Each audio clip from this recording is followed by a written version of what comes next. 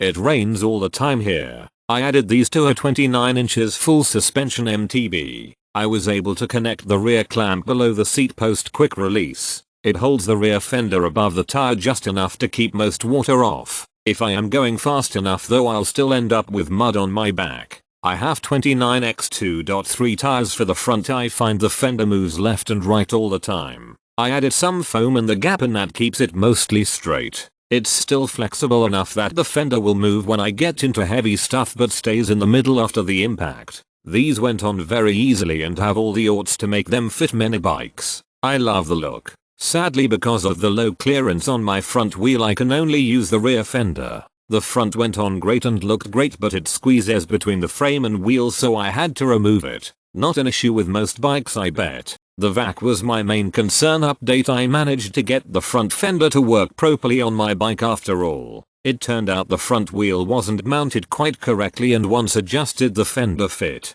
Although it still hit my brakes on the front side, so a minor tweak to the plastic was needed to make that correction. I think this bike is just set up weird. So these fenders would work great on the vast majority of bikes. I love these fenders, but the front fender was rubbing against the frame of my bike. I didn't check the clearance and had to cut it down. But it wasn't easy. I think that speaks to its durability. Really needed this to keep me dry on my way to and from work riding my bike. The back unit was super easy to install. The front's a little more tricky, but easy enough to figure it out.